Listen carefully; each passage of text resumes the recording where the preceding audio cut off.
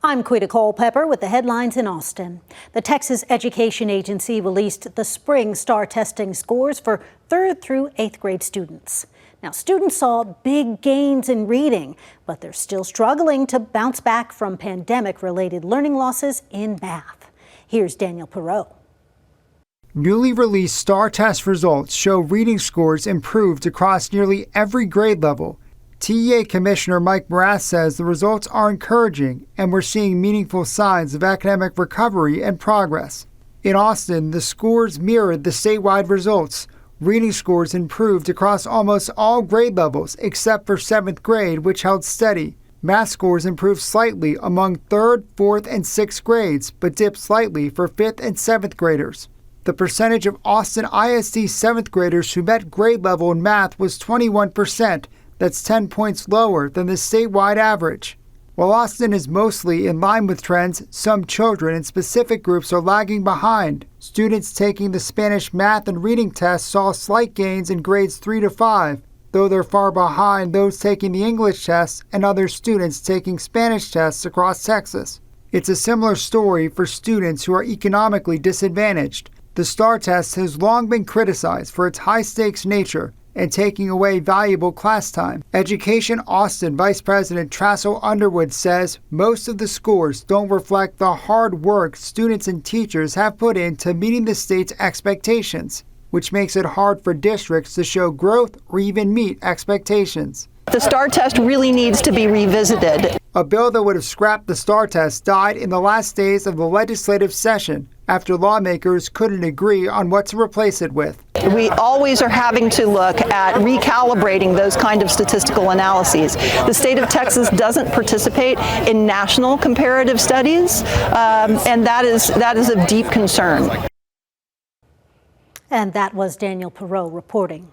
On Tuesday, Northwest ISD in North Texas sent a letter to Governor Abbott calling for a special session to abolish the STAR test. As part of a sweeping school finance package, lawmakers passed new assessment tools for the state's youngest students. The goal is to allow struggling students to get more help before they take their first STAR test in 3rd grade.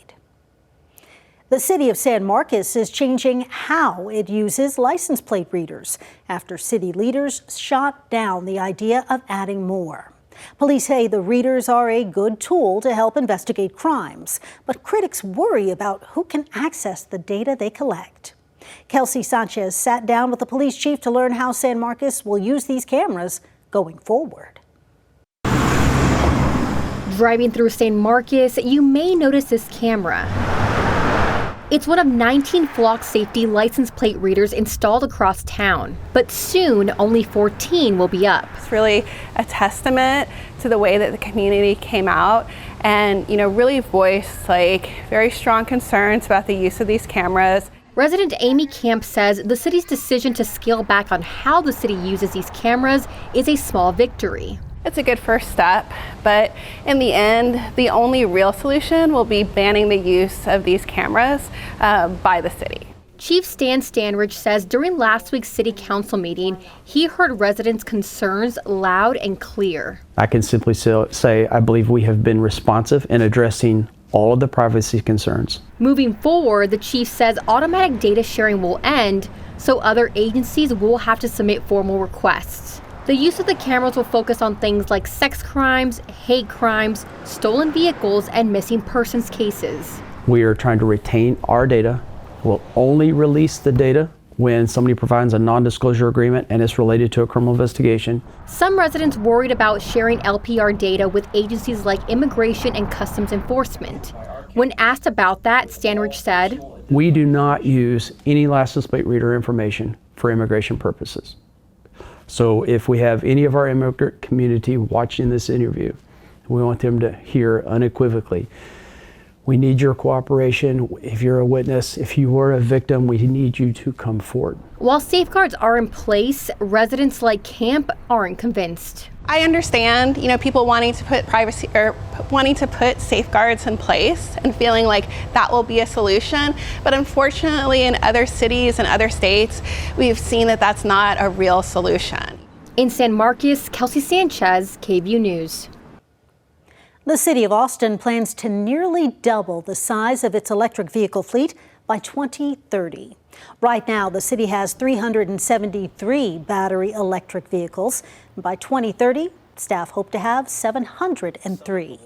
City officials say since Austin started using battery electric vehicles in 2017, they've saved $2.5 million on fuel and maintenance. And by nearly doubling the fleet, they expect to double the savings.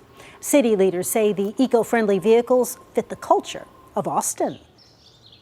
We're a very progressive city, and we also very technologically savvy in the city of Austin. We have Tesla here, we have autonomous mobility trials that are going on here with electric vehicles, and the city of Austin is no different than anybody that's implementing new technology today.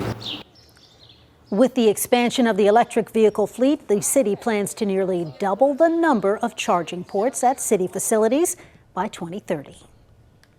A youth sports league is asking for help to rebuild after a microburst slammed Central Texas back in May. Now, it caused a lot of damage at the Dellwood Sports Complex in East Austin, which had just taken a hit from another storm weeks earlier. Adam Bennett shows us how you can help. For nearly 70 years, Dellwood Sports has been teaching kids here in East Austin the game of baseball and the lessons of life. There's patience, there's hard work, there's perseverance. Lessons league co-presidents Ross Pry and Jason Adami are now living. Somewhat of a gut punch. After back-to-back spring storms. On Tuesday, city crews were replacing the roof of the concessions building that blew off in early March. Then came rain damage inside and 85-mile-an-hour winds on May 28th.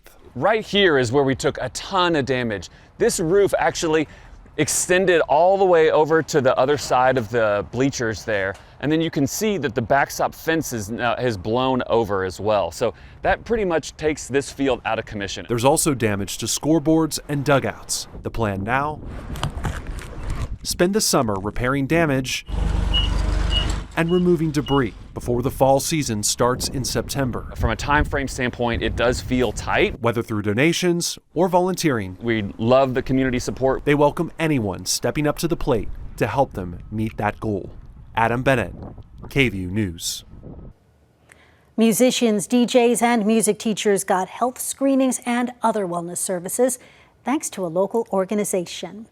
The Health Alliance for Austin Musicians, or HAM, held its annual HAM Loves You event Tuesday. The organization connects low-income working musicians with health care, and they offered a variety of services, including hearing screenings, chair massages, and free or reduced cost blood testing. HAM also holds ear clinics several times a year, so musicians can get fitted for custom earplugs. And they offer their services to Austin musicians, all for free. And those are the headlines happening in Austin. I'm Quita Culpepper.